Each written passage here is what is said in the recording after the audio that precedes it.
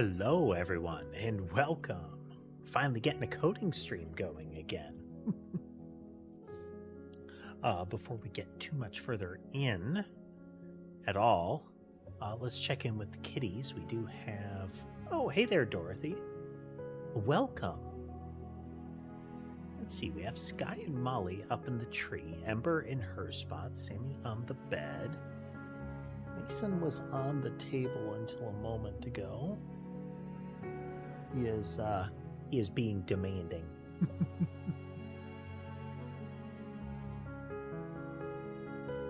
So our goal for the day, I do need to come up with an intro, you know? But our goal for the day is really thinking about our level structure. So we tried a lot of things. We tried a lot of different things as far as presenting the map. And initially, we had a real kind of Vampire Survivors kind of vibe. Hey, Cruel. Welcome. Or at least that's what we were going for. So this idea of you spawn generally in the middle or some arbitrary point on the map. You run around, enemies spawn all around you, you fight them. But since then, we've moved on to more of a, lots of spawns, but for the most part, the idea being that you would be kind of running along a map of a fixed size. So if we look at this, it would probably be something like, kind of like this. Or let me actually show you the screen. So it'd probably be something like this. You consider the red a wall, and the movable area is the rest of the screen. Maybe a little stripe on the bottom to really show you you shall not pass. With the general idea being keep moving to the right. Now, one of the things we can do is just have all the levels for the time being be a straight left to right run. So as you go, periodically you will get close enough, enemies start spawning. We've already made the spawner style entities. We would just need to get them onto the map. General gimmick with those is when you collide with them, when the player hits them, they stop caring about collision and they start emitting creatures. And at some point, they can be set up to be done and go away.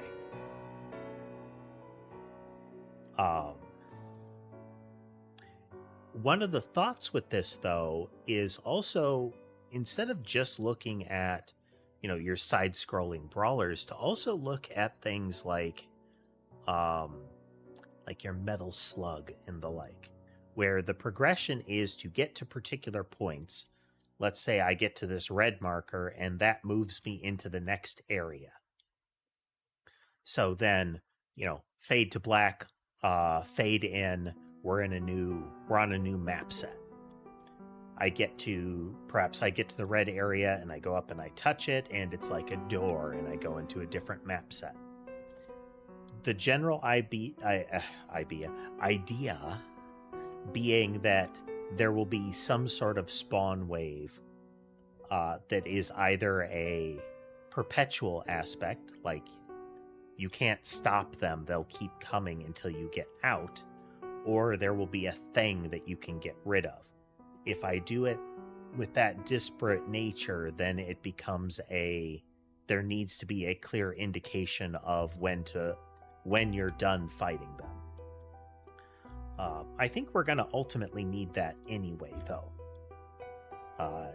In a brawler sense, it is the flashing go with arrow. So usually it ends up being like a yellow arrow with the word go over it to tell you can move on. But you could have things that it's not clear that you can touch them, but you can, and it moves you along. Your secret door kind of thing. Or things that are also indicated, so multiple go arrows show up. So let's look at this one. So might not be apparent. Let's zoom in a little bit. While I do that. So let's say there is some sort of like map region, whether it be a single room a la your like Binding of Isaacs, or it be like a long tunnel kind of thing. The moment I just might go with everything is one screen tall and of varying length kind of concept. But it would be then defined within them what are the exit points. So it might be the far right side of the screen. This will be the standard one. It might be a door or like a ladder on the screen. You might be presented with multiple of them. If I take the door, I go to this screen. If I go to the right, I move along. They're not going to be in memory lined up like this. But we can constantly be presented with alternate pathways and whatnot as you go along. One possibility is that if these are bigger segments, that is an opportunity for us to present the upgrade screen. Like, hey, you got through this room, this full room. Here's the upgrade that you earned as a result. Beverage. Now, storage-wise, zoom out a little bit. Ultimately, what we'd be looking at, yeah, I know. Hey, Ordinary, welcome, welcome. Hello, Ember. You sit with me or don't. Come on, man. Sit with me or don't. So what we'd be looking at is we have kind of a texture atlas for all of our maps. This is part of the reason that I'd kind of like to start with the idea that maps aren't tall. Like, you wouldn't have big L-shaped maps for the time being. That may change. If that is the case, then I'm going to need a good way of storing them. I can automate some of it, but ultimately what this will be is you have a big texture of some size. The screens in the game, like top to bottom of the screen, the game forces itself to a 1080p resolution.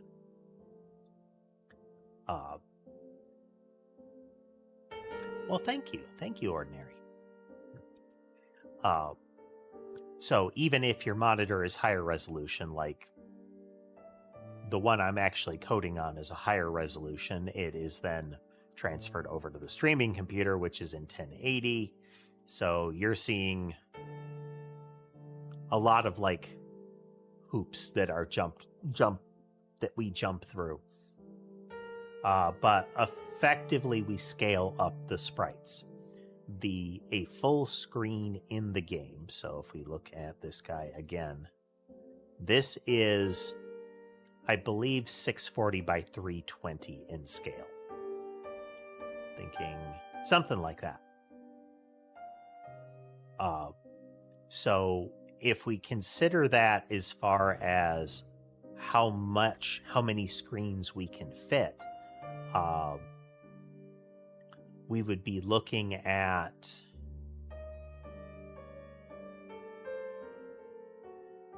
least like 5 screens across that we could easily fit. It's more than that. But let's say 4 or 5. Hey, Legion, welcome.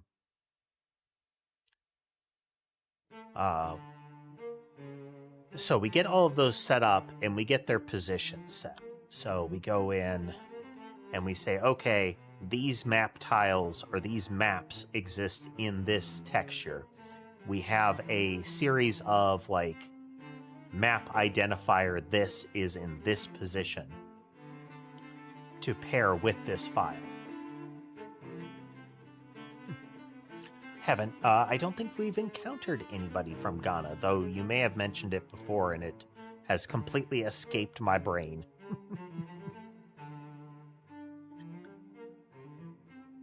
Indeed, Tess, diagramming. For those arriving, again, we're looking at changing our map flow from being a grid where we identify individual tiles and the game draws it, to just saying, you know what? It'll just be the image. We define collision zones accordingly. Like I said, we're looking at screen tall-ish. Might be different than that. Regions such that there are visuals that you can see along the top, room to maneuver around the bottom. So looking at this again, if we go to like here, run down, something like about here and here. So if we consider this kind of a screen, and let's assume that there's some sort of visual down at the bottom, maybe a little bit of foreground blocking just for a little bit of visual interest, but not necessarily. So all of the gray and blue would be playable area. The red would be background. Your health bar wouldn't be this big, but we can have the UI, elements of the UI along the top, maybe along the bottom in the corners or something like that. So the playable region is down here, and by default, you're moving kind of to the right. Hey, Lunar. Hey, Tiffany. What kind of dog you got? What type of dog is this that you are playing with? Let's see. Overcooked style mini game where you mass produce completely untested and potentially almost assuredly highly dangerous spells yet. Well, not yet, Lunar, but that's a fun idea. And hey, Laura. Explaining generally the flow here. So again, instead of making it so we're running through a big open space of arbitrary size, we're saying the game will be in horizontal corridors. Perhaps in like box-shaped rooms. So perhaps the entire room is within this screen here. But in general, you would be moving along. Ideally, it would be you clear all of the enemies in the room, and that unlocks the exit. So maybe I can cross to the side of the screen here, we get a fade to black, we go on to the next room. Or, like, there's a door here, and if I go up to this door, I get a fade to black and go to the next room. So that's this flow here, is I'm on a particular map set, I'm moving through it, I clear all of the baddies here, and trigger the ability to leave that map. I touch the relevant area, in this case these little blue boxes that are very visible, and I move on to the corresponding next map. There might be multiple exit regions. As an added bonus, those exit regions can be in weird corners of the map. If we have limited spaces like this, yeah, Lunar, that kind of thing, where you essentially have rooms. Thanks for swinging through, Tiffany. Have a good day. Yeah, kind of, Lunar. It's... At the moment, I'm not looking at having terribly complex rooms. Games like Gungeon, Isaac, that kind of thing will have your L-shaped room, your big block room. That is not out of the question, but for the time being, we're not touching that. I do want to be able to have it. Hey, Lucifer, Tibbs, welcome. Just touching on what we're working on for the day. on the Discord, shameless plug, there's a Discord. In the dev forum, I was posting the kind of things I was looking at, and in trying to make map tiles for the first map prototype, I realized it just wasn't working. Like, I could make it work, the whole system that we built last time, you know, all of that effort. I'm looking at dumpstering that for now. Not really, but effectively. The tile generation just isn't going to do it. There's a lot of like fiddliness with getting the tiles just so. And ultimately, I want to just be able to make the rooms. So if we go back here, stop that so it doesn't start to go haywire on me or something. That one, this one, okay, bring you up here. Okay, so again, so we'll have like a things. Okay, so we have like a playable region. We are going for a roguelike game. Likely more roguelite if I have my way. And there will always be that randomization element. Like when you are offered power-ups, you have a selection. So we have our playable region. Again, we have our exit points. Hey, Newman. Magic the Noah. Not familiar with that one, Tibbs. What is this Magic the Noah?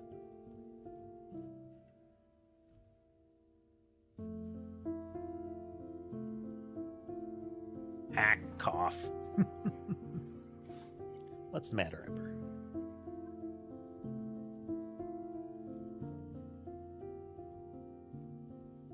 Ah. I've seen some where they just, you know, they do arbitrary games. Sometimes for better or worse. Who was it?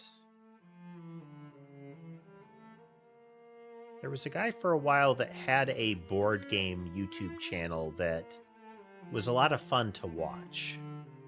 I can't remember who it was now. Ordinary, the game uses Godot engine. I think right now it's using 4.5. I updated it from 4.3 because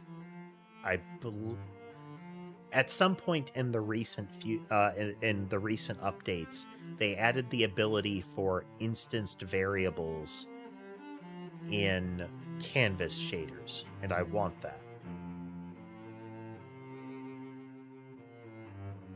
Well, it's a good opportunity there, Ordinary. We're kind of all learning along. Laura might be still in the channel. I think he's on Twitch. One of the other folks, one of my friends outside of the stream, started doing some game dev, and we frequently bounce like how to do this in Godot and similar off of each other. So yeah, it's this whole stream, all 153 streams so far, are us learning to do Godot. This is the first game, the first time I've used Godot, my first major project in C#, though I do have a programming background. So it's, we go together. Let's see here. We're going to we'll use this gray region. So we have some sort of visual element here that is the upper wall. We have a lower wall. Again, these are visual areas. As far as like actual collision box, you know, we have that around here. So there's some fiddliness with the end of the map. Well, thank you, Ordinary. I still have to get it wired up so I can see YouTube subscriptions, Twitch follows, that kind of thing, or at least that I show them somewhere.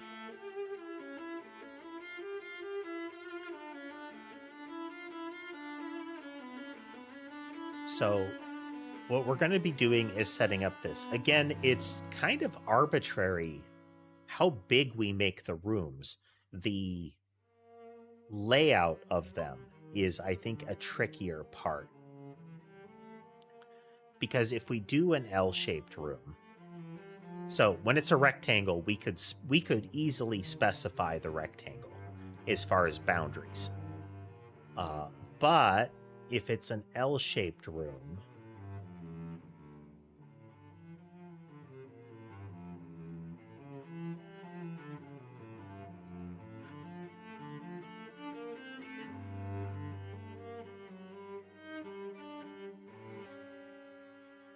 look at those right angles. Isn't that excellent? That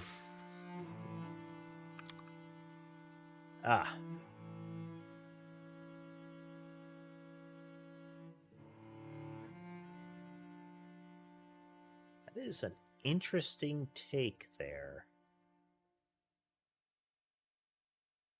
There we go. Okay. So the trick with it is wrong thing. So easily from like a texture sheet, I can treat it as a square. So I have some of them.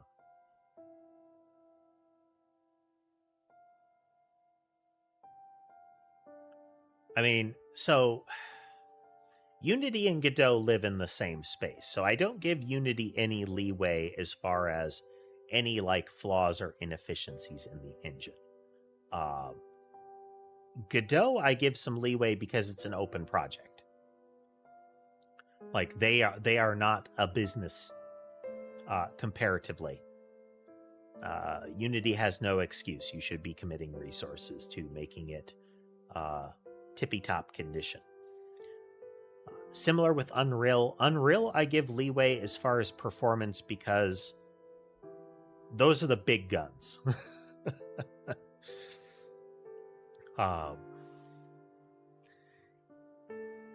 As such, it's also not as easy to learn. But like I've said before, there's a big factor too, because I want to, in development projects like this. Like, why did you choose to do it in this language? You might have a functional reason, but your reason might also be because I want to.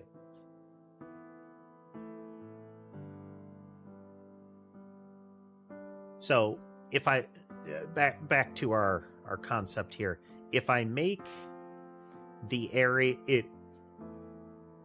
if I have fixed shapes, so no corners, let's say, so there's no right turn in the map.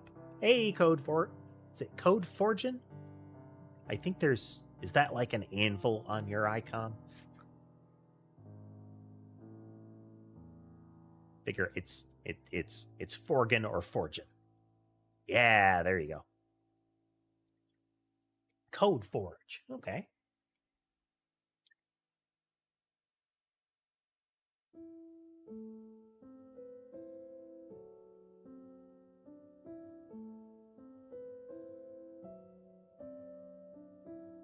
Scratch sounds similar. I feel like somebody mentioned that term in one of the prior streams. We're coding a game, right? It's we're doing like a bullet heaven style game, your survivor style game. Kill monsters, get power-ups. We're currently looking at our map structure. It has been through a couple of iterations. Bullet Heaven is, I think, a bad genre name, but it's reverse bullet hell. So instead of boss monsters filling the screen with bullets that you must dodge, it is the player filling the screen with bullets with the intent of keeping all of the enemies off of you. It is shoot 'em up, but way more so.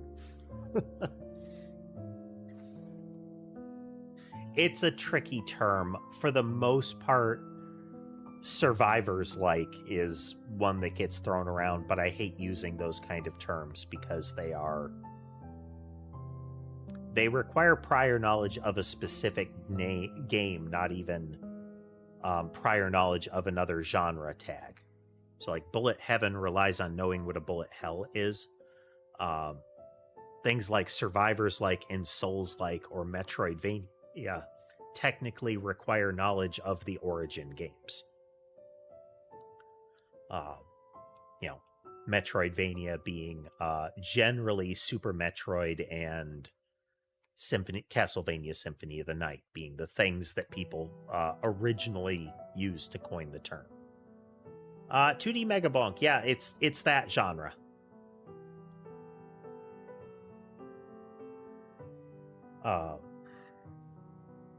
So if we do the boundaries of a room mathematically, like I know what the borders are if it's just a square, so I can just say, is the player out of bounds math-wise? Like your position is out of bounds because it is above or below, too far to the left or right. I can do this. But if I have dead space, this whole region also needs to be a boundary. So now I have you can't go out, but you also can't go in. And that is a level of complexity that I don't necessarily want to have. Another thing that we could do is create collision regions around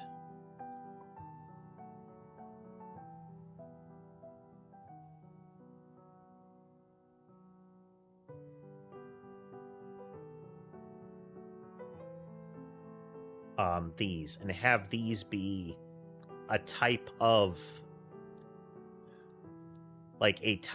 entity that is set up to fill the dead space.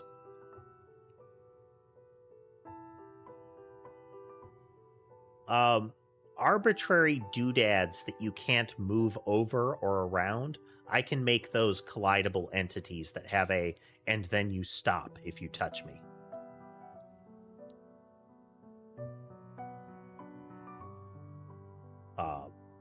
Yeah, there could also be like damage zones, that kind of thing, but those would be like, oh yeah, spawning monsters, there will be like,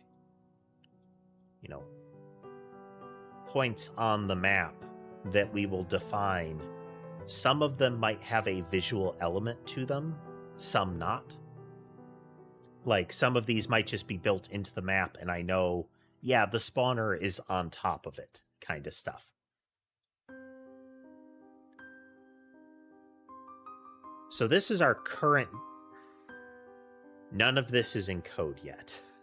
Like, our last big bit of development was actually getting these tiles working. We spent a lot of time on this, and what I'm talking about right now is like, nope, let's do it different. I would say that that's like oh man, that sucks, but, we've done that a lot in this project. We've done that a whole lot in this project, so par for the course. So I think we have to do something like you are not allowed to touch this regions. One of the advantages of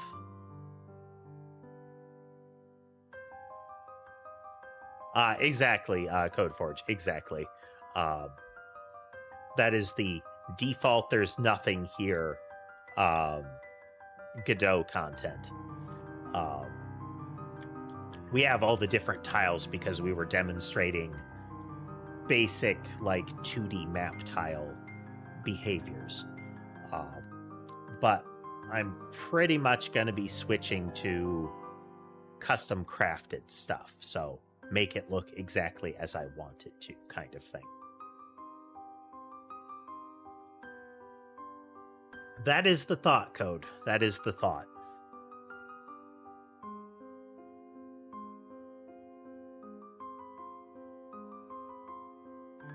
So no matter what, I'm going to be facing the idea of either... Okay, let's clutter the field more. Let's use this really... We'll use green now. So I could do this as well.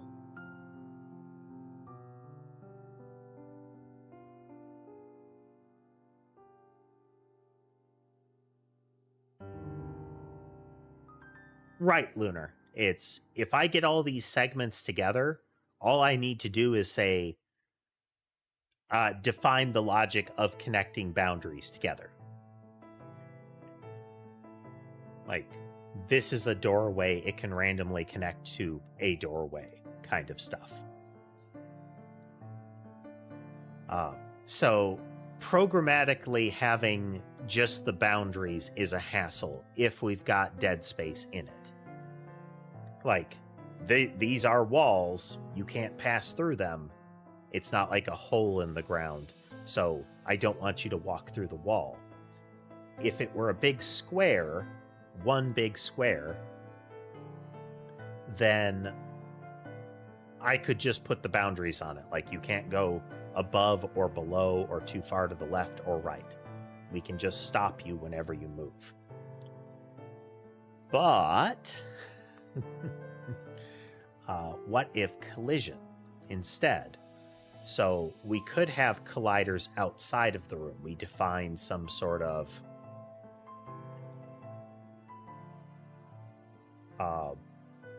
logic for placing, like, up, down, left, right, that kind of stuff.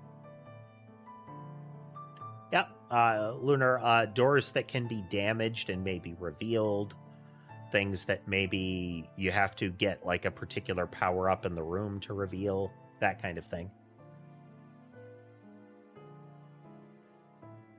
Pretty much epic. Roguey gameplay, that kind of thing.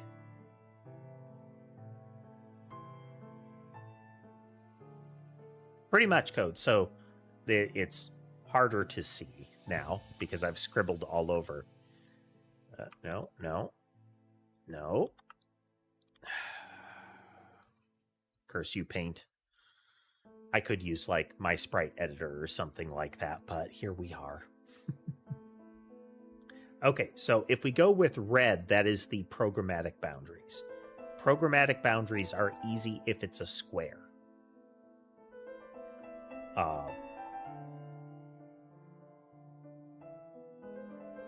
So if we have just a square, we can have those just coordinate boundaries. You know, the X and the Y have limits. The wrinkle with that comes in when we have this, those interiors. Like, if we want more flexibility, we're going to want to be able to have wonkily shaped rooms. So, you know, T shapes, cross shapes, that kind of thing. You're doing like a side scroller or a platformer kind of thing there, Code. So we have to account for the empty spot. If we use red, it's programmatic, but then we have two patterns. There is, you must be inside that, and you must be outside that. Hassle, but not out of the question. It's just, we want to minimize the amount of calculation we're constantly doing, because we're already doing a bunch. Hey there, Dodds. Again, let's run it over here. We want to have as much space as we can in the game. We are back to coding. We've been doing a lot of power wash, but I do want to make sure we get some of our code streams in. Haven't built the physics engine. We're currently using Godot's built-in collision logic. We're not using full Godot physics simulation. We're just using its collisions. We want to be able to have a lot of things on screen. Right now, there's 128 things. If we make it so, and this is one of our mechanics. This is the projectile is going to split into 3, split into 3, split into 3. So instead of firing 1 every second, it'll fire about 27 of them in kind of a overlapping circle.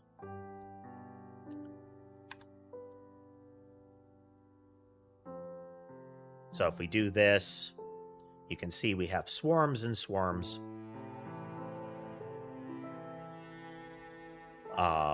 Now we're up to 400. We're still sitting at, let's say, 500 frames a second. It seems to be able to dip downward that much.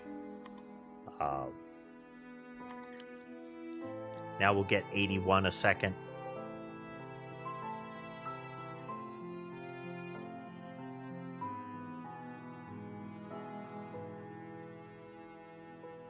So we're still over 60 frames a second. That's fantastic.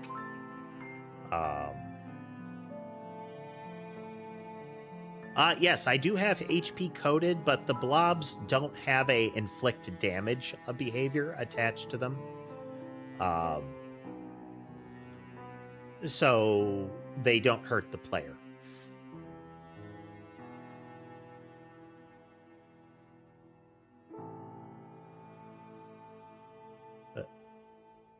Currently, there's just the one, but there will be many. I'm using the blobs because when I was just kind of bouncing ideas around, I could easily make a little bouncy blob. It's bouncing balls essentially are a good animation training thing. The kind of bounce and squish kind of animations. So they do their little, flatten and stretch and arc kind of movement. The blobs are bouncing a very short distance into the air. They're not actually going into the air. The yarn balls do. The little bullets flying out actually do go into the air, so they only collide when they touch the ground. There's more logic that we need to attach to the yarn balls, but they are our testing bullet still.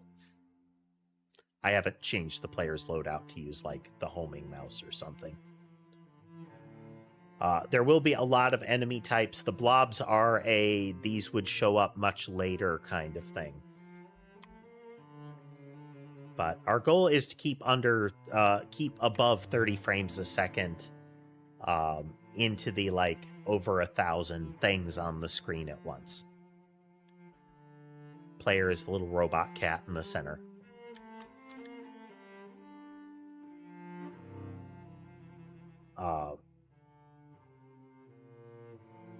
I think the colliders are going to be where we want to be, because we don't need a lot of extra logic then. We don't have interior colliders that say if you leave this area, because there's a lot of border cases to that. And we can make these very big. The trick becomes we need to make sure that things don't spawn, that you can't spawn in it if it's going to be something that cares about it. Because if you spawn inside it, you don't collide with it. I could add logic to make it check for a collision with it, but here we are. Additionally, we could set up mathematical regions in these where I constantly ask, is the player in one of these? Are they in one of these rectangles constantly? Which could work, but I feel like the collision regions are going to be better, and we can actually, in a relatively straightforward way, auto-define them. So again, if we say everything is at least one screen big, and we define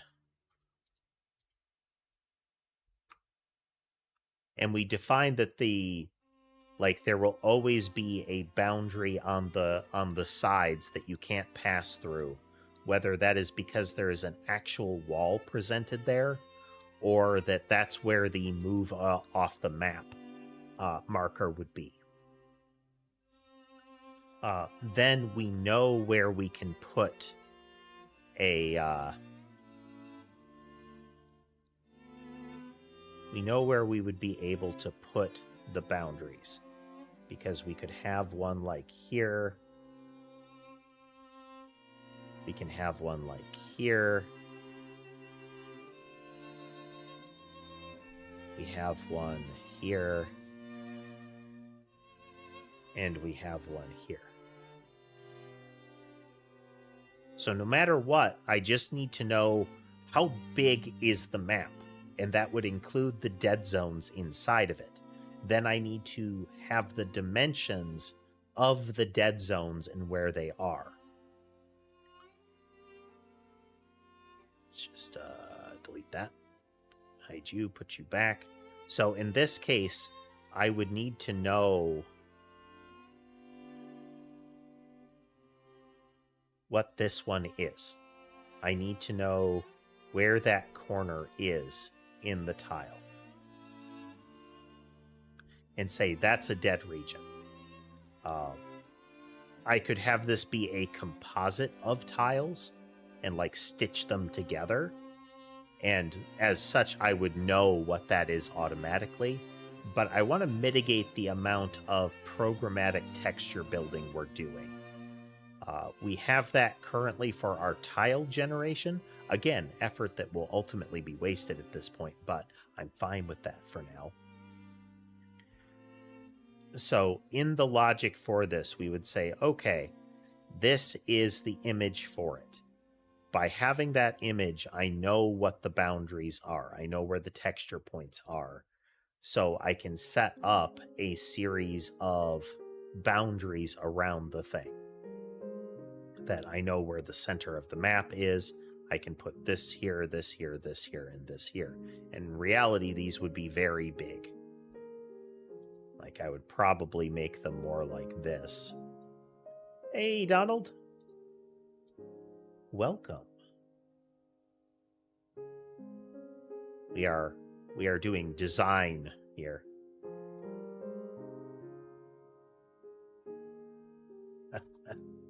Hey, Stiggy. The insomnia is real, huh? Okay, so since we know where the edges of the image are, we can build these. We can assume where to put them. In fact, we have absolute programmatic knowledge of it, because wherever we put this, we can extrapolate where these positions would be. Then we find the dead spaces in the map, which would go back to here.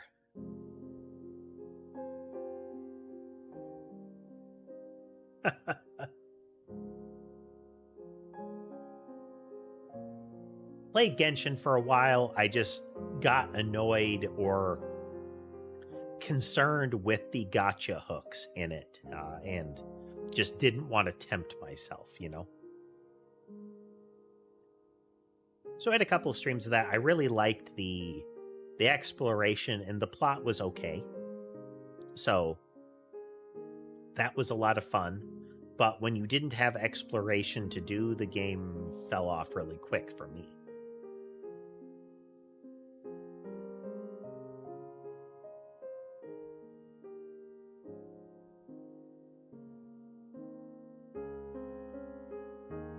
So this is where we would be defining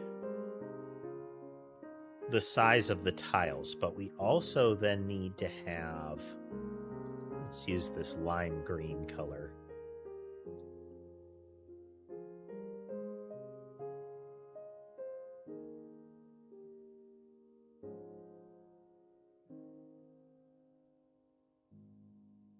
So in this case, we have for this map atlas here, we have an indication that this is where this tile lives and its dimensions. So in the atlas, it is at this position and is this big.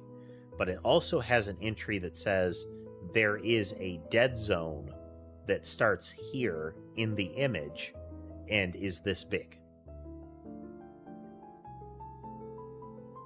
So that should give us the ability to create boundaries around it for collision, as well as a collision box inside of it.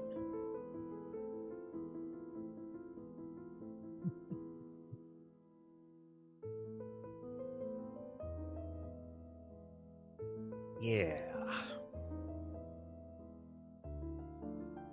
Okay, so then we would need an initial map.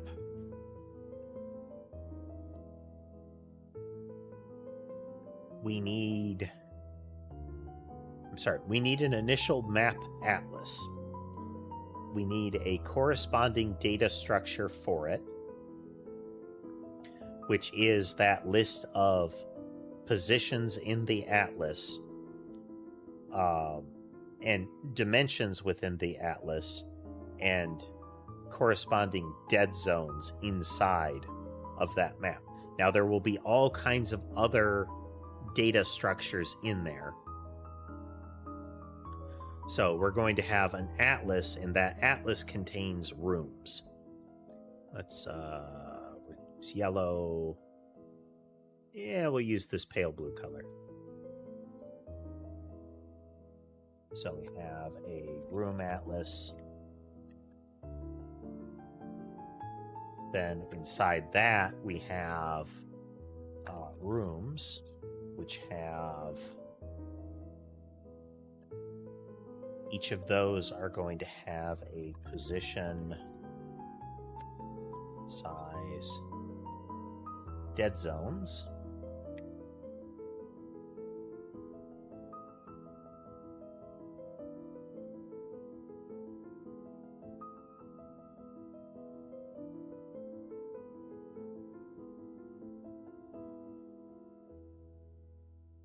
And dead zones have a position, size, and Garlic Senior.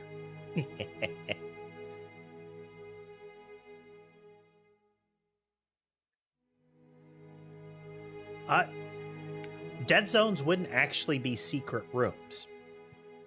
So one of the things that rooms would have are... So this isn't really in the atlas. It would actually be...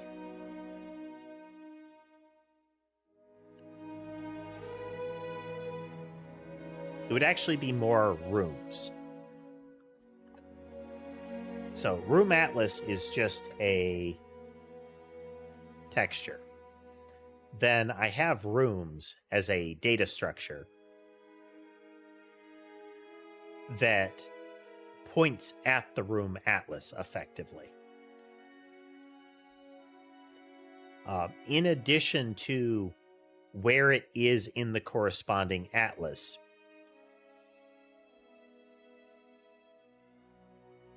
so we would have some sort of like, you know, points to relationship. So it has, within this room atlas, it is at this position. There are dead zones. In addition, you would have things like exit doors, essentially, as well as entities in the room. So we could have things, again, like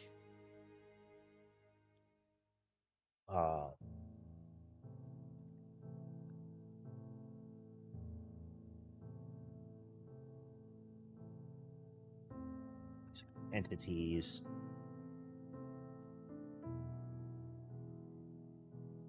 And then we could have spawners, which are entities.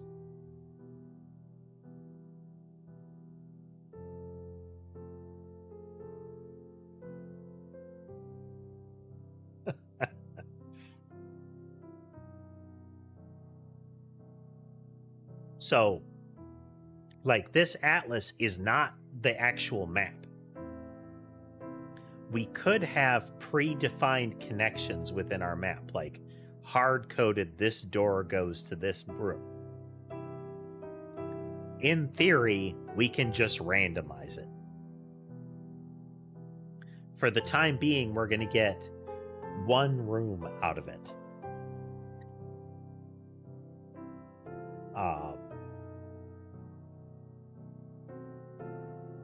So we'll define this once, and we're going to go for an L-shaped room to start with,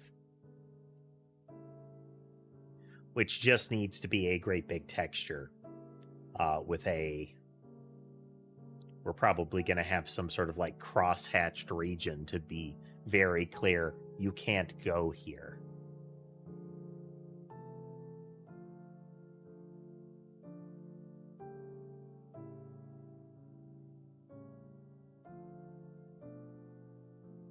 Yeah. Okay, so we need to have one of these textures first. So let me get something together for that. Repo folder, game folder, data folder, textures folder.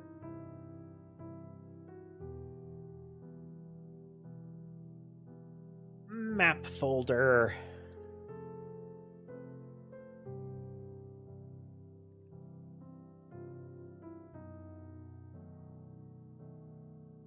We should have an A-sprite file around here somewhere.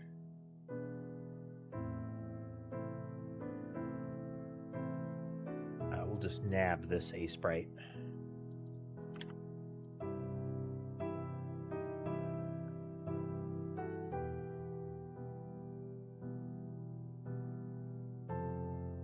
This was our tested a tile sheet, and this tile sheet kind of told me I didn't want to do tile sheets for the purposes of maps.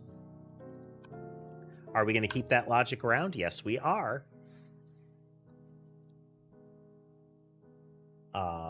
It will live somewhere. The sprite, we are going to change the canvas size, and it should be 640 by 320. No. 360.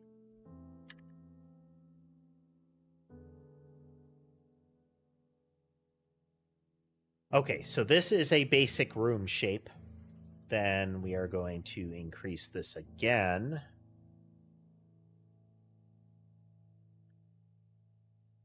No, well, first we are going to do this as a big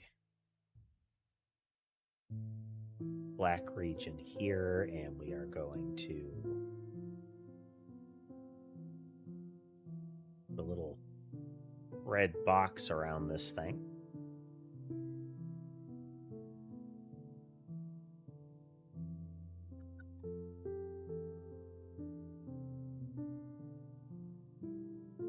Just so.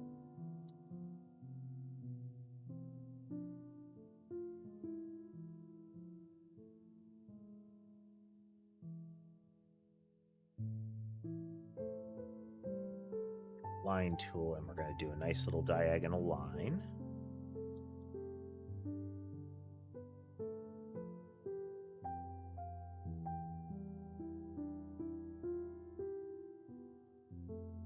And we are doing this.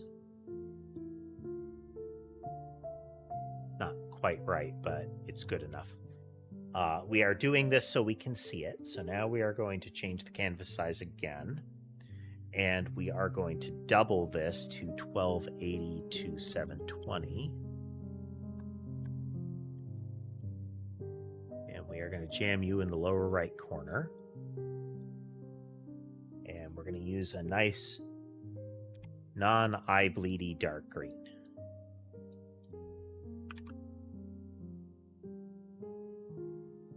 Okay, so this is going to be our map atlas to begin with. Its position will be at 0, 0, and it will define a dead zone as being at 0 something like 360.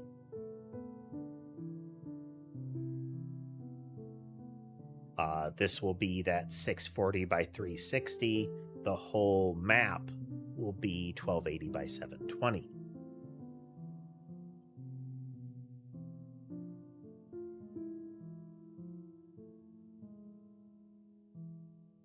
Okay, then we need a class to encapsulate this as a room, this is a room atlas. And it will contain both the entire atlas texture as well as the definition of the individual pieces.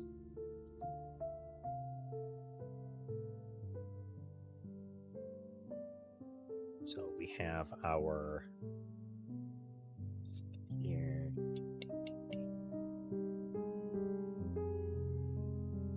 So there we go. We have our room atlas.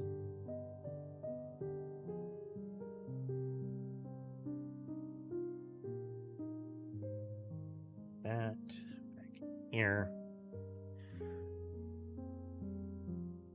So then for the level, we are going to have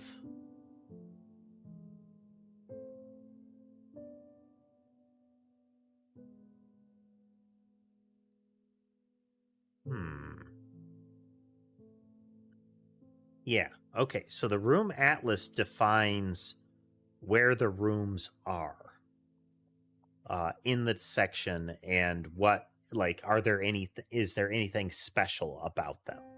So do they have dead zones, essentially? Then within the level, we can define actual rooms.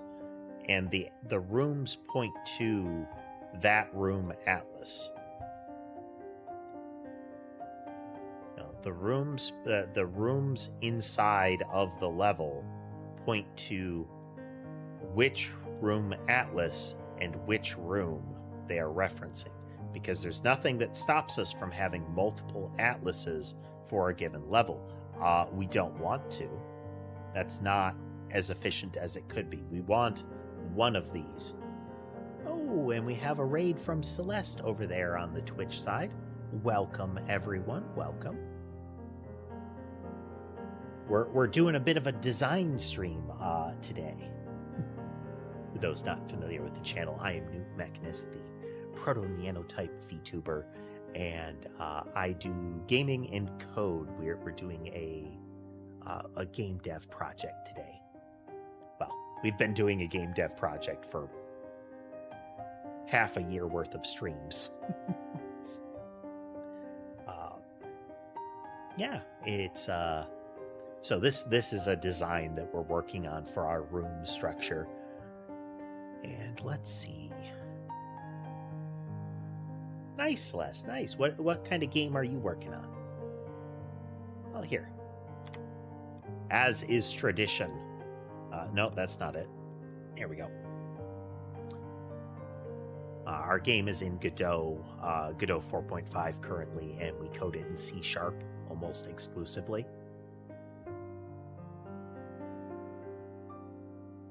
We're doing a bullet heaven or a survivors like or a shoot 'em up kind of thing. Thanks for the follows, folks. And thank you again, everyone that raided in. General concept of this kind of game: monsters swarm in, you deal with them. Generally, the difference between bullet hell and bullet heaven is in a bullet hell, the primary threat is usually big enemies spraying like damaging projectiles all over the screen, and the skill is continuing the offense while carefully weaving through the bullets. Bullet heaven is generally dodging enemies while you fire projectiles everywhere to remove them. So we change this to fill the world with stuff.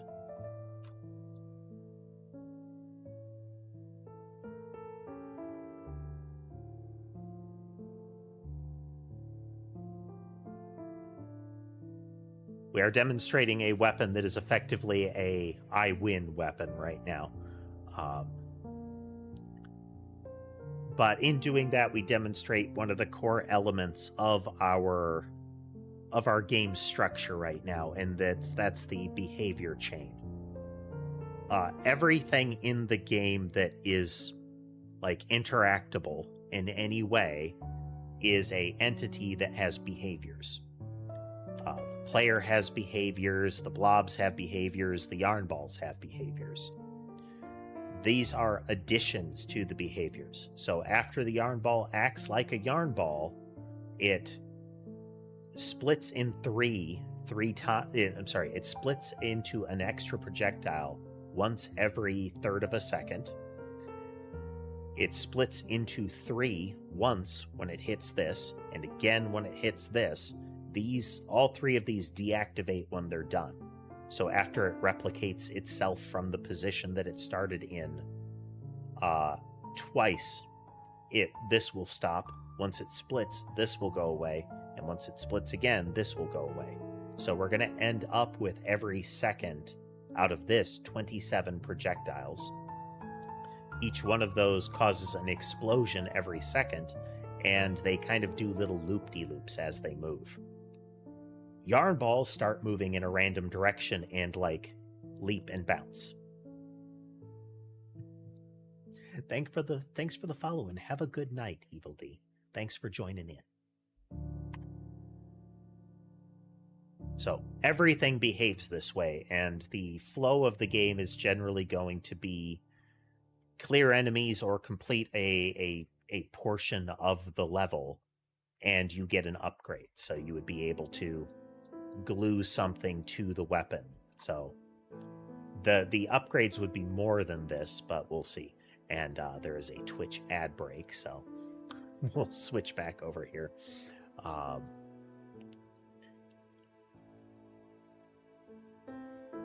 Let's see. Okay, so the rooms point to an atlas, and I kind of want an atlas to be a contained thing, but we can't guarantee that. If we have enough rooms, we might not be able to contain them all in a single atlas. So each room says that atlas, this room within that atlas.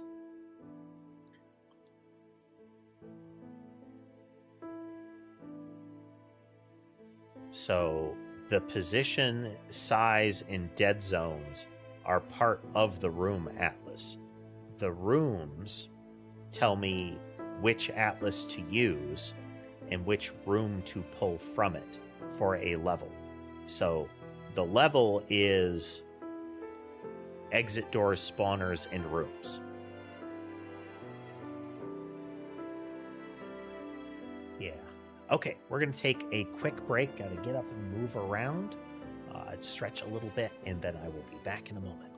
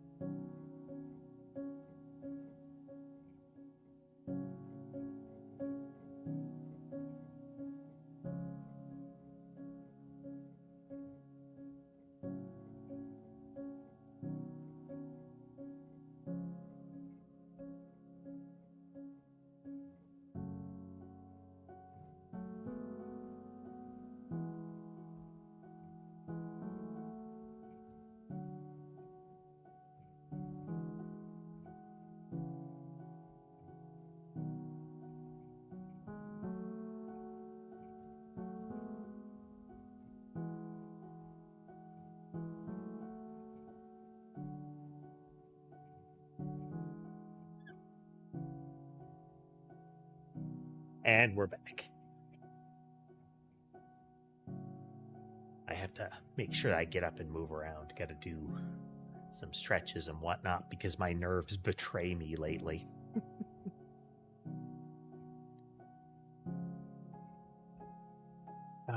Alrighty.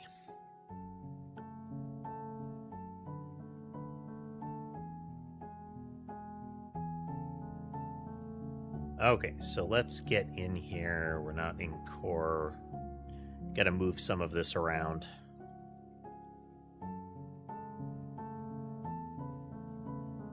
Rendering, map rendering. We have shaders, we have tile-based. It's world state here is what we want.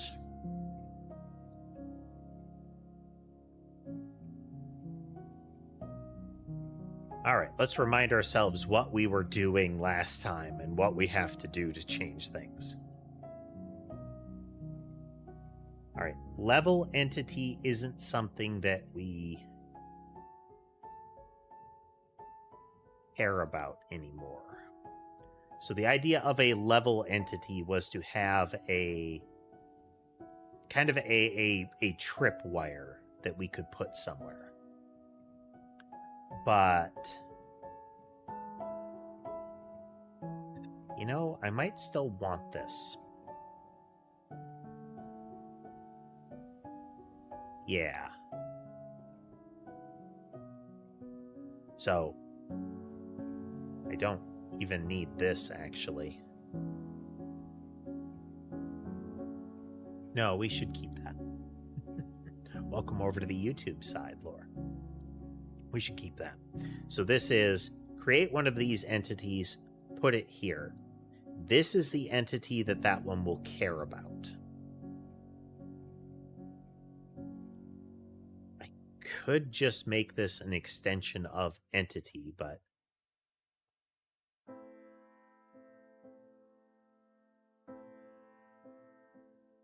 the primary thing is this is an entity that will know other entities in the map to speak to send messages to under some circumstance. The assumption being that this thing has essentially a tripwire behavior that says, the player is close enough to me now, do your thing.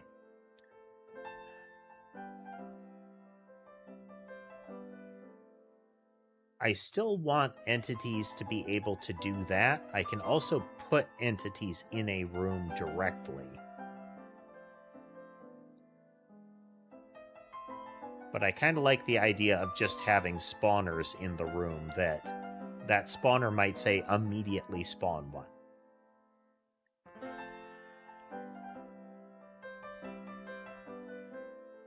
Because it doesn't have a wait until trigger kind of behavior.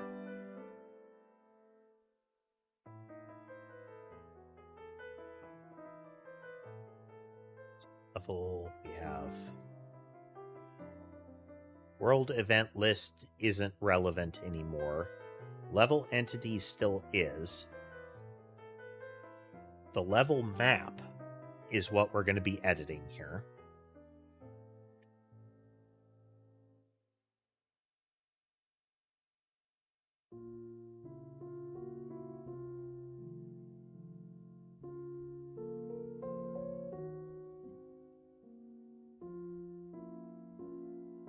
How do we want to go about this?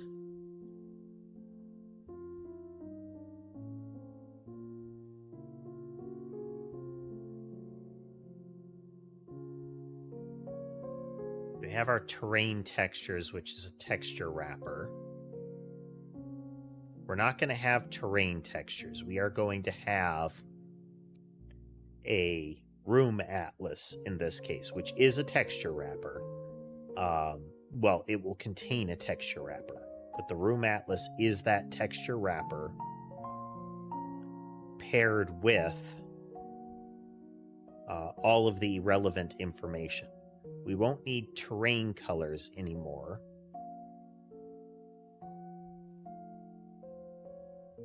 Right, we won't have terrain textures. We will have the map texture though. Again, the map atlas we will have, the room atlas. Oh, this is gonna explode stuff when I start changing it. But that's what repos are for.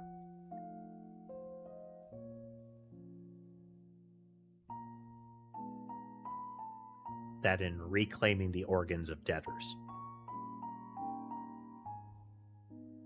Anybody ever listen to the kind of the musical production called Repo Man? There was a kind of crummy version of it that was made more recently. Lacks a lot of the charm.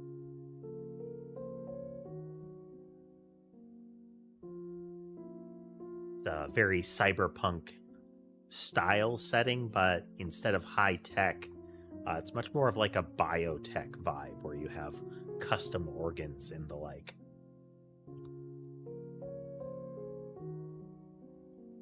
And those custom organs cost money and are frequently needed because the environment is completely like toxic at this point, so people need to swap things out. Additionally, sometimes just for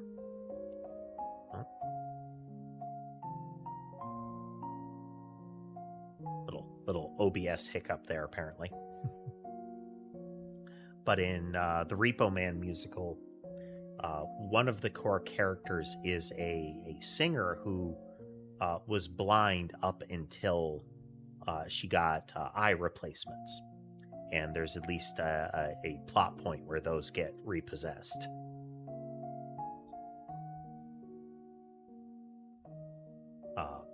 Again, it's an interesting setting, and the fact that it's a musical is extra special.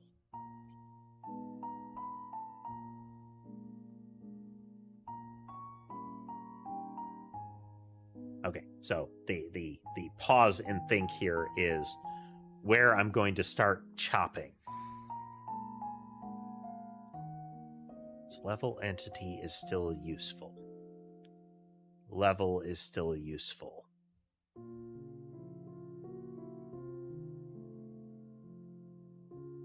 We're going to need a room as well. And each room will have an atlas that they refer to. And these will point to the same atlas. This will be a universal resource. So we need to be cautious about this because I don't want to duplicate it. There's no reason to duplicate the room atlas.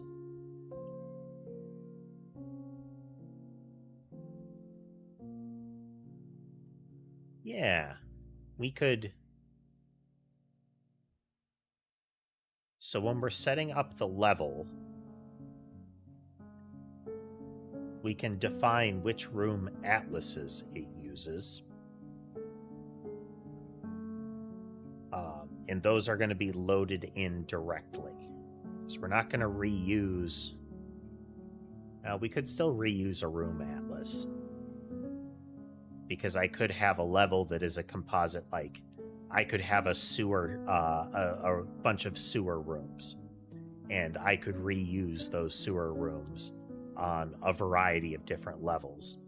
So we wouldn't put it fully in the level, since then I would be duplicating the dimensions and such for that part of for that room atlas. It's very error prone if we do it that way. More so, I mean, there's easily the ability for the file and the image to get out of sync, but that's much more of a direct failing in the files as opposed to the duplicated data problem. So again, room atlases are texture wrapper paired with positionless, position, size, and dead zones. And dead zones are position and size.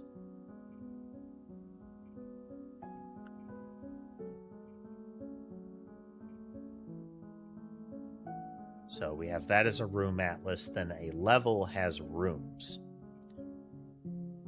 Those rooms will have their own spawner lot. Oh, they will contain the spawners. They will point to a room atlas. And that is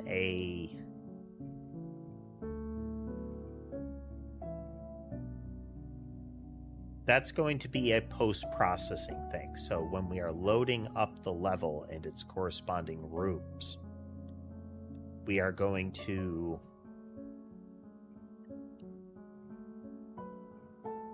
tether it to the that's when we're going to change it into like an index. It's not going to be that the room has a reference to the room atlas.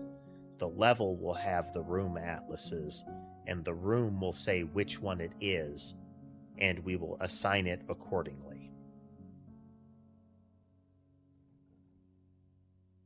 We'll have to figure out a clean way to do that. Because again, room atlases should not be duplicated. Textures should never be duplicated. Pretty sure we're not doing that.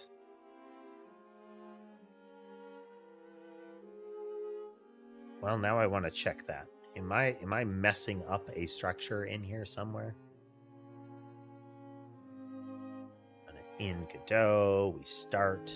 We get some things on the screen. So that we go in here. We go into our remote tree. Open it up. Open it up. We are going to find.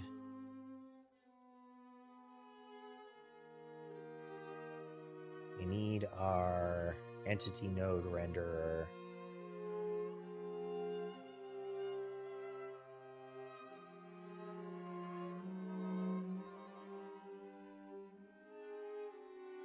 Looking for whichever one has children here. Here we go.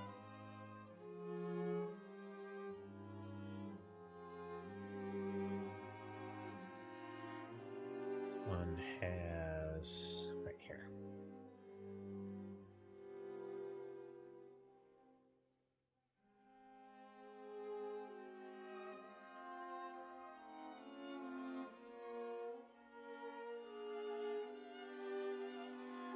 This is kind of a concern. I need to know.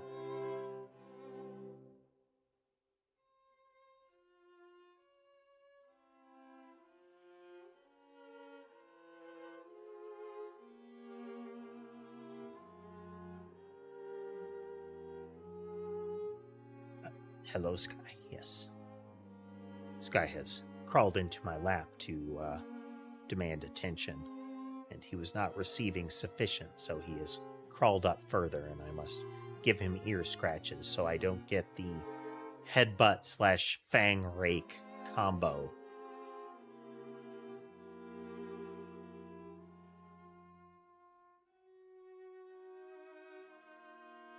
Let's see, 32 by 32 by 6 would be you, I think.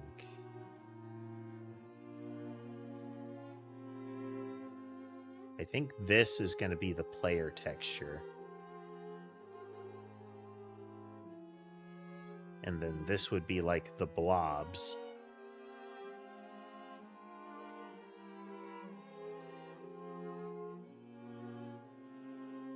These 32 by 32s are probably going to be the shadows. Don't know what the 4 by 4s here are.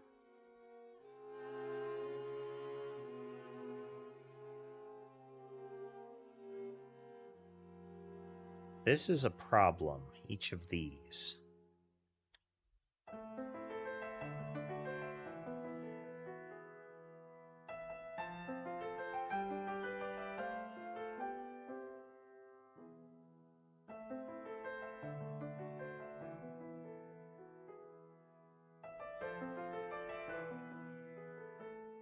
The visual profiler. Care about the frame time at the moment. That's not what we want to profile. Monitor, okay.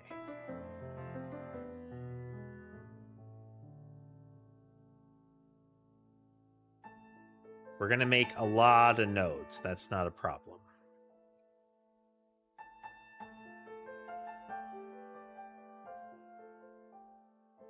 We want to see where this goes.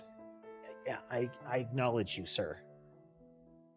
He says, well, clearly you don't acknowledge me enough. Because I'm not getting enough ear scratches and chin scratches. Sky was the second cat up in the tree there. Molly is still conked out up there. Well, I'm petting him. Let's look. Yeah.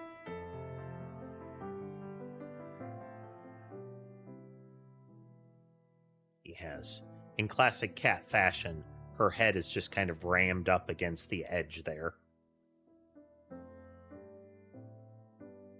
Let's check where they all are. Sky's on my lap, getting ear scratches.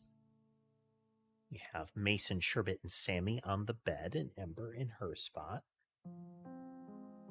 So all 6 are accounted for. Only one you can't see currently is Sky. In the play area, there was a black kind of footstool there. That has since been repurposed elsewhere. I do have a plan for what I'm going to replace that with. I just have to get the logistics just need to be resolved. A couple of things, and hopefully it will be something that like lures the cats to play in there. We'll see. We'll see. Being a nuisance, guy. You being a nuisance. Yeah. Oof. Okay. So we unpause that. We can see, I believe this is the player visual boundary. All of them should have this, but I don't know if they actually do. Okay, texture memory is holding steady, so each of these references to it, I think, are fine. We just don't need to duplicate the texture atlas over and over. But ultimately, that should still be fine. Again, I don't want to, though.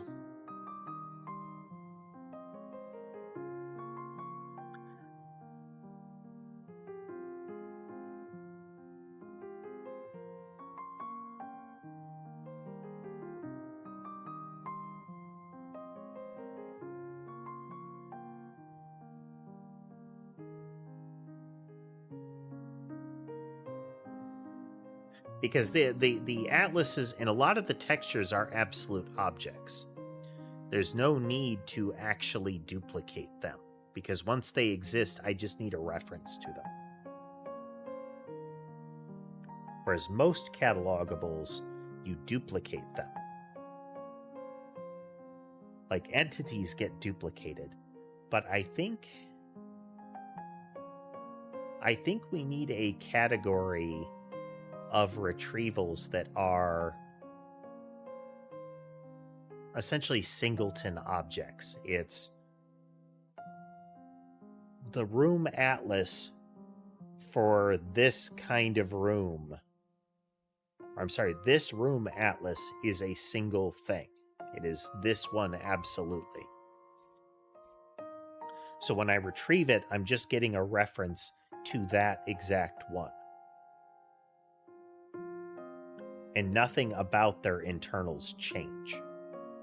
We use it to get a reference to the atlas texture, and we use it to reference which part of a texture we're going to be referencing when we're drawing it.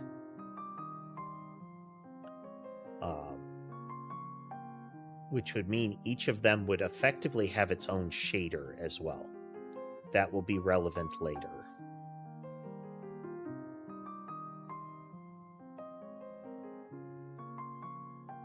I think we can get away with having a shader for each room, because what we'll do then is we create the shader instance. We give it the texture atlas for that room, we give it the position and the dimensions of the room. The shader doesn't care about anything else about the room other than how big we render it. Yeah. Is that... It doesn't actually hurt us to duplicate the atlas. There's just going to be a bunch of data that is duplicated needlessly. So for now, we'll make it a catalogable. And we will look at the room, each of the rooms that are in the level. We will get all of the texture atlases. No, we don't need the texture atlas. The room will have it. The room will have a reference to the texture atlas that it uses. And we will do that via catalogable. So a room atlas is a special texture wrapper which has all of its additional stuff defined. Okay. So let's start there. We're going to hop in and we're going to go up to our... We're going to find out where I put textures. It's our data folder. We don't need to mess with that.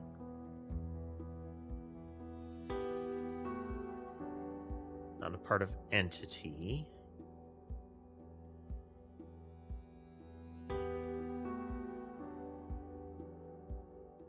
It's part of cataloging. Okay.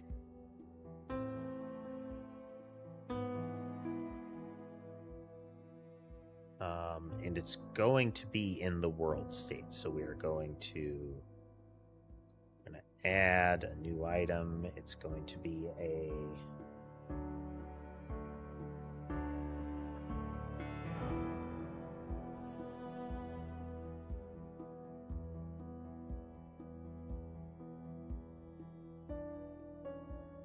take you here, get rid of that. Say public commercial, and it extends texture wrapper, which makes it a catalogable, but we'll grab this because we will need these bits here.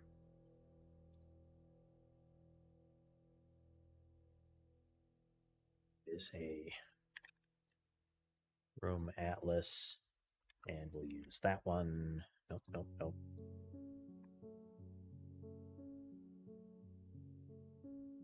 Can't change it globally.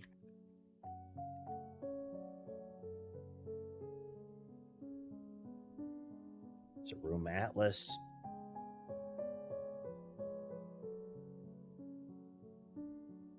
Then we need the corresponding initializers here.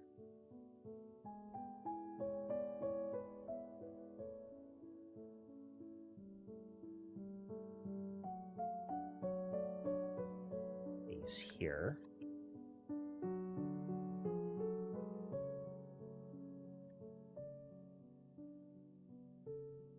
Plus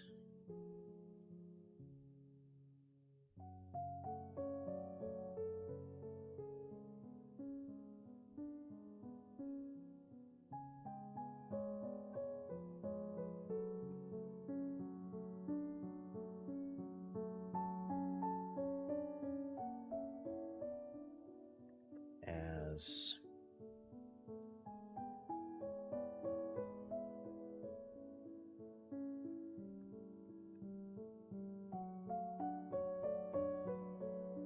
what's the notation for that? It would have been a level entity that we did this.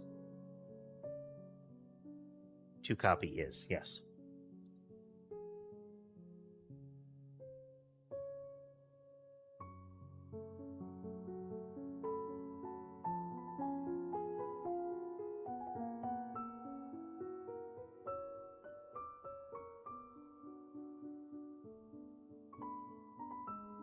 We'll do our copying.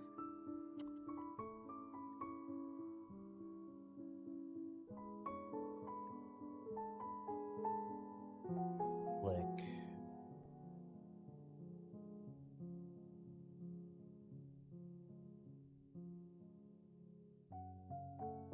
list of vector2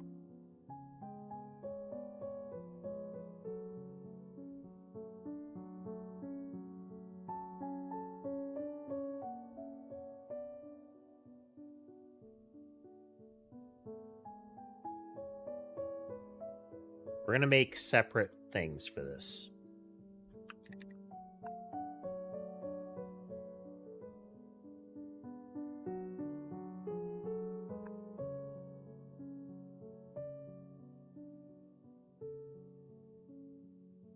So I have room position, room sizes, then we have dead zones, which is a list of list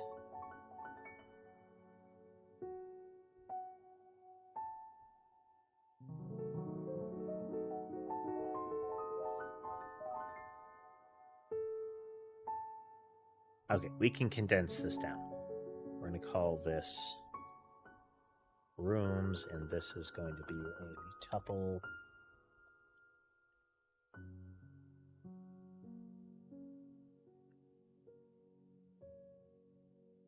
Two-dimensional tuple. So this room is in this position and is this size.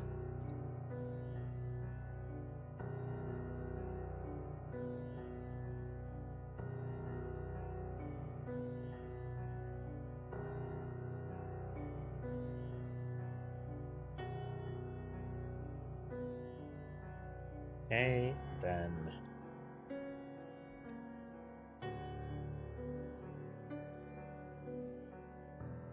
list of list.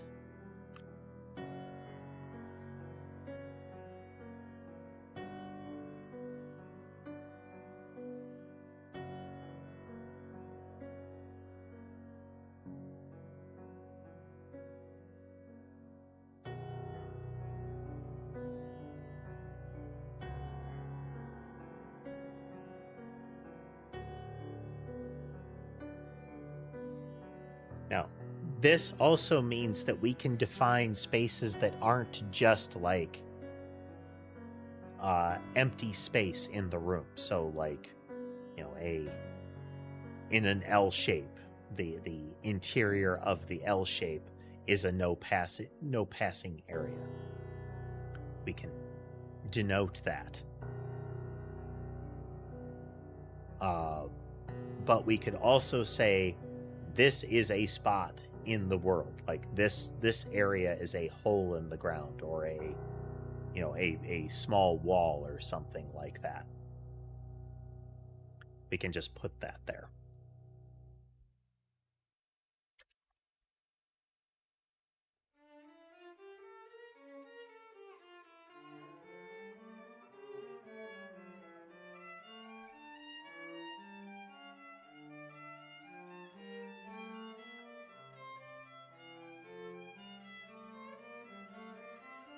Don't change anything if it has no initializer.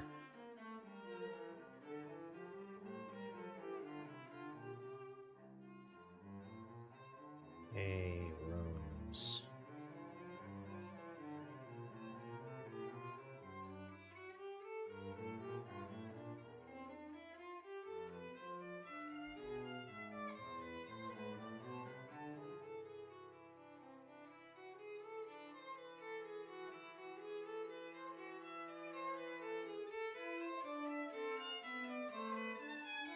Now this constructor should be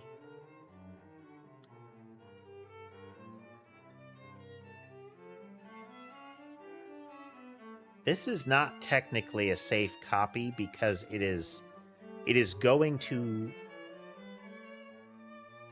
for the dead zones. It's not a safe copy. So we are going to, again, this shouldn't be copied. We do need a singleton catalogable for things like texture wrappers that doesn't copy.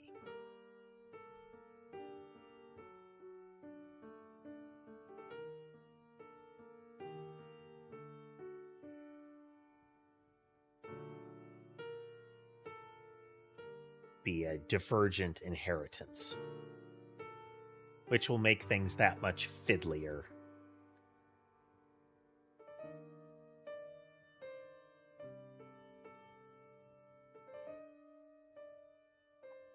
I'm going to do a for each. We're going to have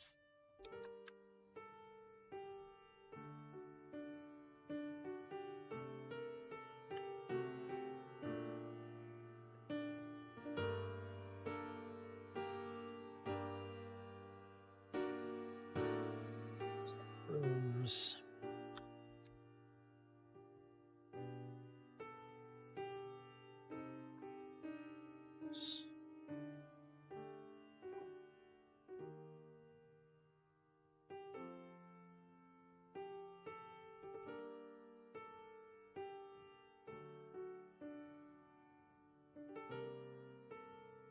Should do.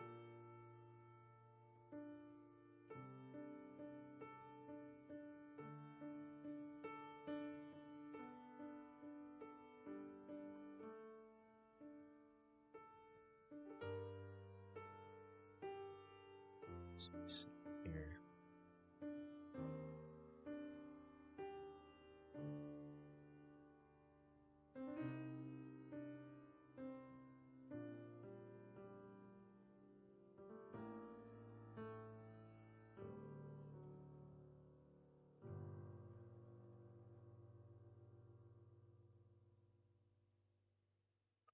Ollie, careful.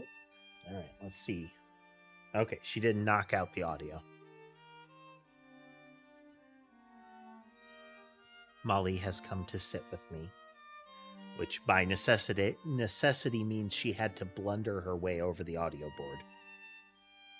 The other cats can gracefully cross the audio board without touching any of the buttons. Molly cannot. She will ooze her way over it and touch all the buttons.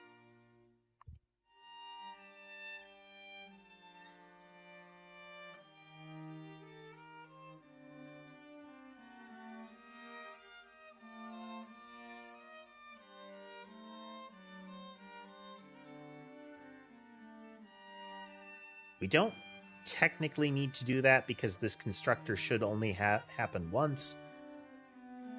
Yeah, we're going to be sure.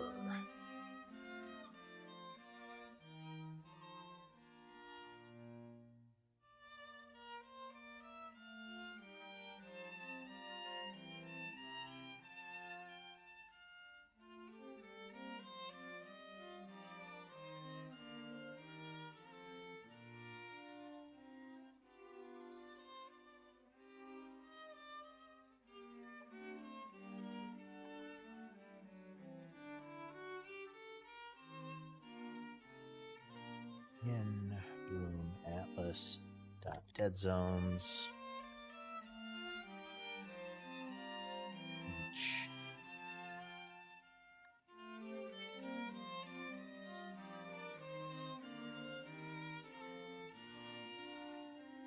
Thanks for the follow there on the Twitch side, Eldora.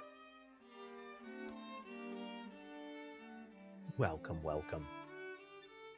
We are beginning the slow process of revising our level data structure to handle our new pattern. Oh. Vector 2.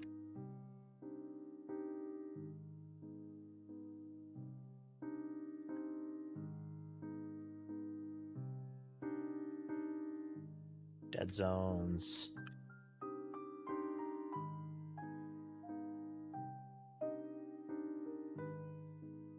Wednesday vibe.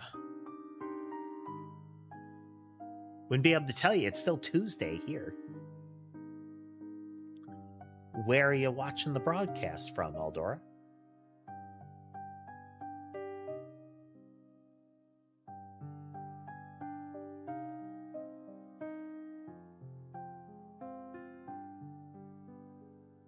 Clear the dead zones.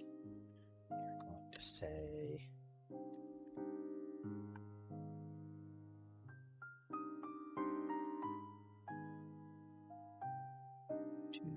vector Vector 2.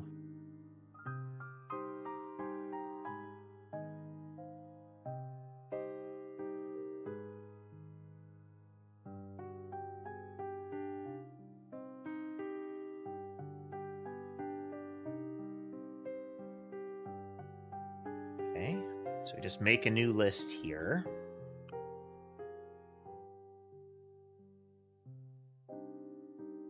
Say zones, add list, and we say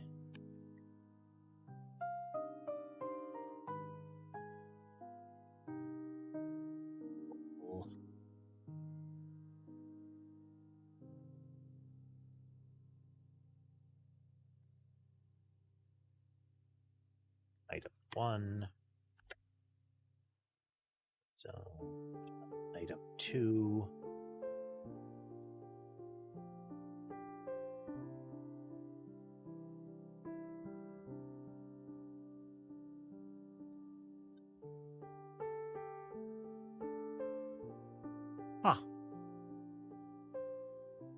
over here in Central Time. It's Tuesday, right? I live in a perpetual state of chronological uncertainty on the frequent here. Okay, so this is a brute force duplication, but it ensures that we've got it clean. Again, we don't have to do that.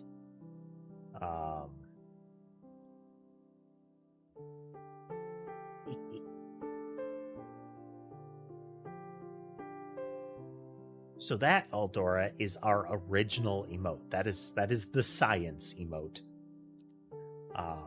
Most of the sprite work in this game is a reference to our Noida mod, from which that is a reference to.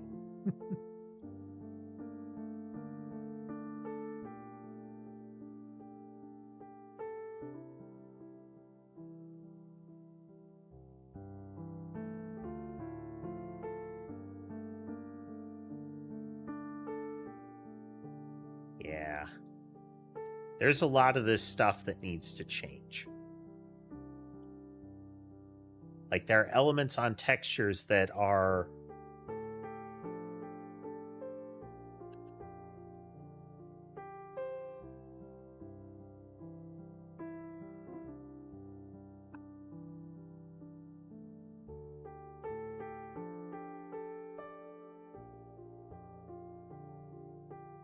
Yeah.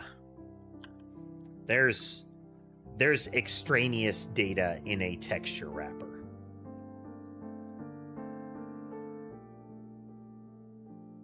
We could just have that be a texture.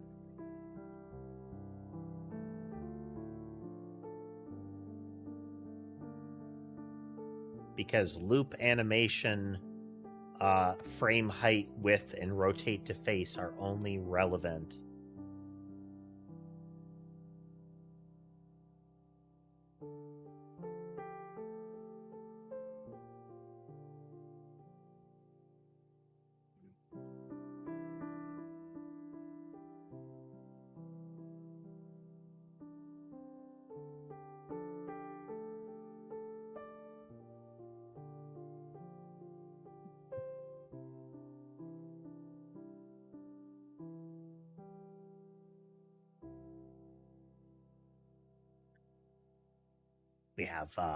we have our membership badges, and we've got our avatar emotes and our chat avatar emotes.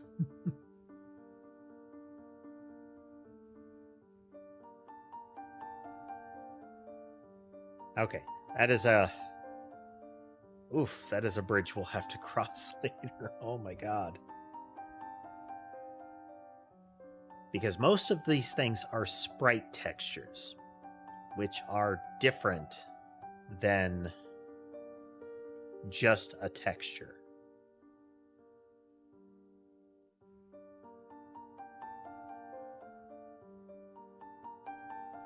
But texture wrapper.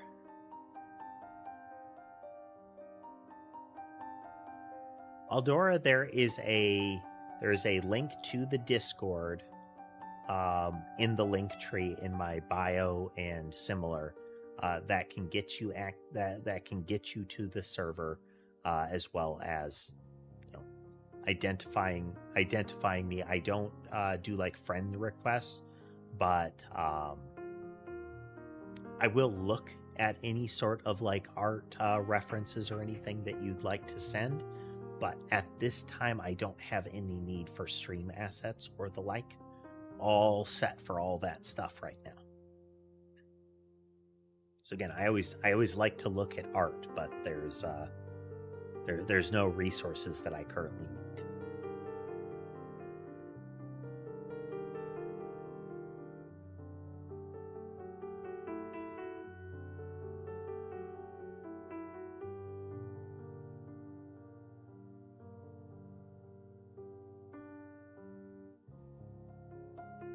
As I said, I'm always happy to look at stuff, but that's it for now.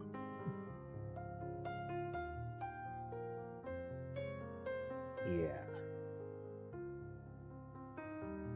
Okay. Well, again, we'll cross this bridge when we get here. That's gonna annoy me, because we really need to revise that.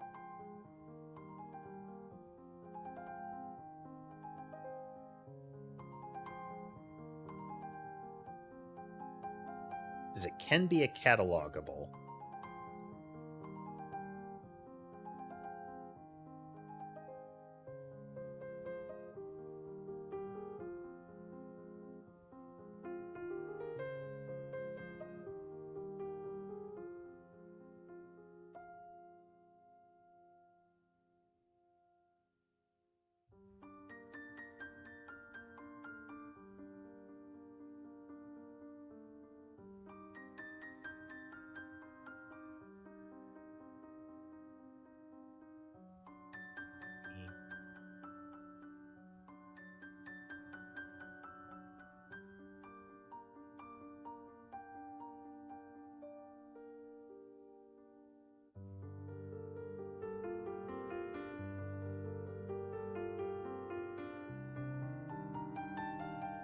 Can still build here.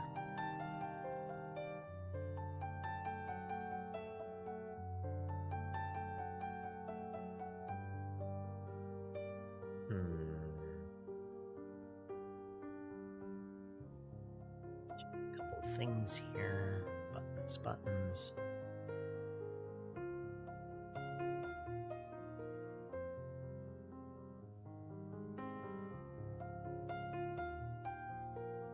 All right. This is going to be no small undertaking at the moment. So what we're gonna do is we're gonna wrap up pretty early for the day. I think we're probably gonna have a follow-up stream tomorrow on this same topic, but we're going to be going in either before the stream or during this follow-up stream. We're going to be going in to deal with our texture structure. This is probably going to become a problem. I'll need to look at like our JSON structure for these, but I want to have only things like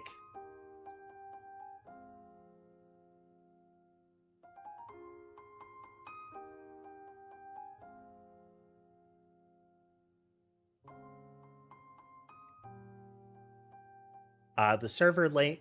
For those trying to join the Discord, it will drop you into a lobby where there should be a little push button where you declare that you are fit for the server, essentially. Or not. There is essentially a limited version and a regular version. It is not a adult content server, but, conversations and laws in various areas make it so that it is safer for everyone involved if we keep the minors out of a majority of the rooms.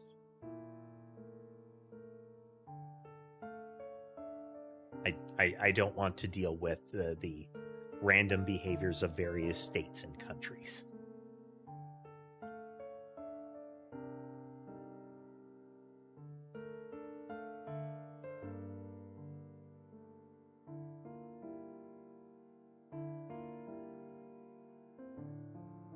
Okay. So we need logic for just loading textures in. I would have a series of textures stored by just the name of the texture, which would be the file name for the most part. Then sprites can reference those textures in the catalog. So a base texture wrapper is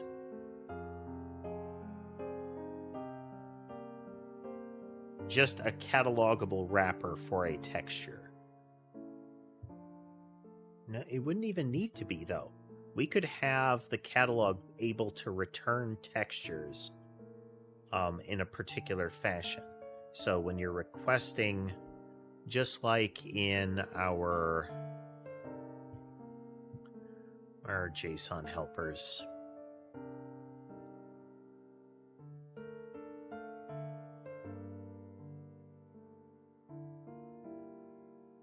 so we get a texture from an image, and we get that texture in there. If we look at texture wrapper, when it's loading in,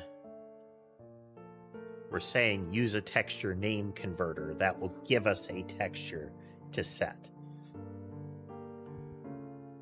We just need logic when we are loading our catalog to go through and find all of the textures, that if it encounters textures, that it loads them directly and says, here, this goes in because it exists in this folder. And it will load them in by name. Then when we're loading a texture, instead of the texture name converter here, it is going to be, well, we could change we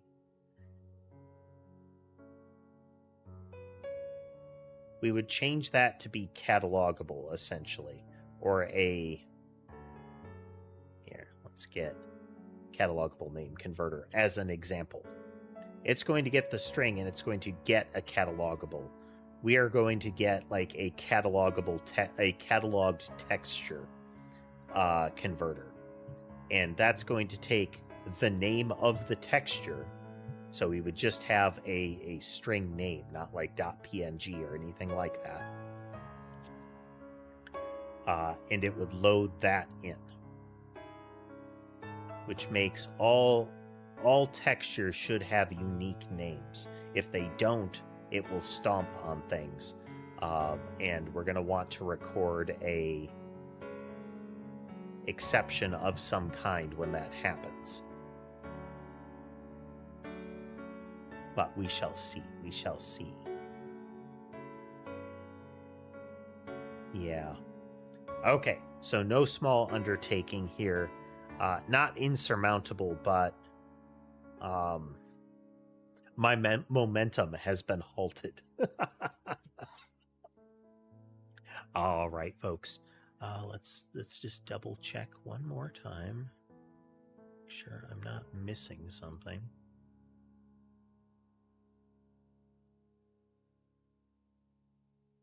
Buttons. Yeah. Okay, folks. So we're going to be back tomorrow. Should be the same time. Our stream normally starts at 4 US Central. Goal is same time. We are going to either pick up where I get to in the morning or later in the evening today, or we're going to start on the process of converting texture wrapper into a sprite wrapper or a sprite texture wrapper, which would give us things like frame size. So most of the things that actually use the texture wrapper currently are for sprites, the bullets, the player model, all of that. And those need the frame size values.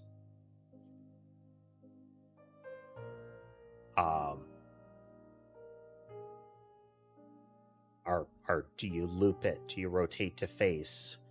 That kind of thing. But anything else doesn't need it. So we'll have to go from there. We will have to go from there. Again, it's not a difficult change so much as a slow and careful change. So we'll approach that next time. That will make it so that we can springboard into some of this other stuff. But yeah, it's getting lost in thought. All right, folks, I hope you had a good time watching with us today. Thanks again to the raiders. I do appreciate you swinging through, as well as all the new folks to the channel. If you like what you saw and would like to see more, remember to like, follow, subscribe, comment, all of that stuff. It helps the channel grow, and it'll help you notice when we're going live again. If you'd like to consider financially supporting the channel, you can do so through membership, subscriptions, super chats, bits, and platforms like Patreon and Ko-fi. Links to all of my channels can be found in the link tree in my bio and video descriptions. And with all of that out of the way, I hope the rest of your day is good, and I will see you next time.